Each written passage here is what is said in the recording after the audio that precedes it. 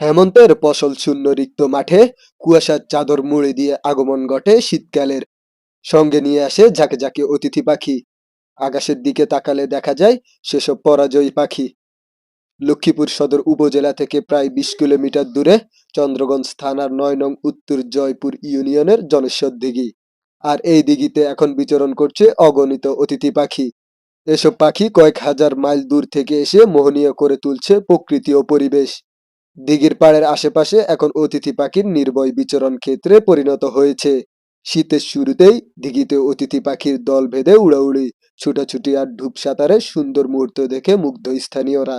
ঝাঁকে ঝাঁকে অতিথির পাখির উড়ন্ত দৃশ্য উপভোগ করতে পিছিয়ে নেয় দর্শনার্থীরাও। পানিতে প্রায় অর্ধশতাধিক বাস পেলে পাখিদের বাসার ব্যবস্থা করে দিয়েছেন দিঘির ইজারাদার পরিমল বাবু।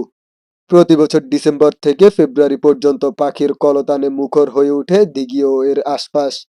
গত 12 বছর ধরে এই দিঘিতে ভোরবেলায় ঝাঁকে ঝাঁকে পাখিগুলো আসে আর সন্ধ্যায় চলে যায়। তবে পাখিগুলো যেন কেউ শিকার করতে না পারে বা বিরক্ত করতে না পারে সেজন্য স্থানীয়রা পাহারার কাজও করছেন। দূর দূরান্ত থেকে লোকজন আসছেন পাখি দেখতে। দিঘিতে পাখিগুলো বিচরণ করতে স্বাচ্ছন্দ্য বোধ করছে। তাই দিঘিকে যেন পাখির নির্ভয় বিচরণ ক্ষেত্রে পরিণত করা যায়, এই জন্য সংশ্লিষ্ট বিভাগের দায়িত্বশীলদের এগিয়ে আসার আহ্বান জানান স্থানীয়রা। স্থানীয়রা ও পর্যটকরা জানায়, ভোর থেকে পাখির কলকাকলিতে আমাদের ঘুম ভাঙে। পাখির বাসযোগ্য স্থানগুলো হারিয়ে যাচ্ছে। হাজার মাইল পাড়ি দিয়ে উড়ে আসা অতিথি পাখিদের জন্য আমাদের সৌন্দর্য যেমন মন কাড়ে, তাই দিঘিতে নিরাপদ ভেবে পাখিরা আশ্রয় নেয়। পাখিদের যেন কেউ শিকার করতে না পারে সেজন্য প্রতিনিয়ত স্থানীয়রা কাজ করে যাচ্ছে। আর কেউ পাখিদের শিকার বা ক্ষতি করছে না। পাখির বিচরণ দেখে মুগ্ধ হয় স্থানীয় এলাকাবাসী সহ দর্শনার্থীরা।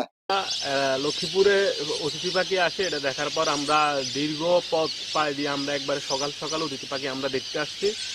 এখানে এলাকাবাসী এবং তরুণ সমাজ যারা আছে তারা খুবই সচেতন। এলাকাবাসীর পক্ষ থেকে যাদের পুকুরটি আছে তারা পাখির জন্য বাসস্থানের ব্যবস্থা করে দিয়েছে যাতে তারা বুঝতে পারে। এবং আমি প্রশাসনের দৃষ্টি আকর্ষণ করব যাতে এলাকাবাসীর পাশাপাশি তারা যদি এখানে নজর দেয়, এটি শীতকালীন একটি পর্যটক কেন্দ্র হিসেবে পর্যটক কেন্দ্র হতে পারে। 9 নং তুজাইপুর ইউনিয়ন এর মধ্যে জামসাদ দিঘির পাড়, জামসাদ দিঘির মাঝে এই পাখিগুলো আসে দীর্ঘ 7-8 বছর থেকে। আসার পর আমাদের এখানের লোকজন আমরা সচেতন আছি যেন কোনো মানুষ এটা ক্ষতি না করতে পারে। আসলে প্রথমে যখন আমি দেখলাম যে পাখিগুলো এখানে আসে আসে আবার কিছুক্ষণ পরে এরা আবার চলে যায়, কারণ এদের বসার কোনো সুবিধাজনক কিছুই নাই। তখনই আমি একটা উদ্যোগ নিলাম, এদেরকে বসার জন্য কিছু যদি দিই, মনে হয় যে এখানে তারা বিচরণ করবে বা থাকবে। এই একটা উদ্যোগ নিয়েই আমি আসলে এই কাজগুলা করেছি। জেলা প্রশাসক রাজীব কুমার সরকার বলেন, এই দুর্গম এলাকায় মনোরম পরিবেশ এইভাবে পাখিদের বিচরণ থাকবে তা চিন্তাই করা যায় না। তাই পাখি সংরক্ষণ ও পর্যটন কেন্দ্র গড়ে তোলা যায় কিনা সেই বিষয়ে কাজ করা হচ্ছে। এই শীতের এই সময়টুকু সারা দেশের বিভিন্ন স্থানে অতিথি পাখির সমাগম দেখা যায় এবং এটি নিঃসন্দেহে একটি প্রাকৃতিকভাবে খুব নান্দনিক একটি দৃশ্য। আমার চোখেও লক্ষ্মীপুর জেলার একাধিক স্থান এরকম চোখে পড়েছে, কিন্তু যে স্থানগুলো আমি দেখেছি বা যে স্থানগুলো দেখিনি কিন্তু শুনেছি আপনাদের অন্যদের মারফত, আমি যতটুকু জানতে পেরেছি আসলে যাতায়াতের রাস্তাটি সুগম নয়। তো এটি আসলে পর্যটনের ক্ষেত্রে একটি বড় বাধা।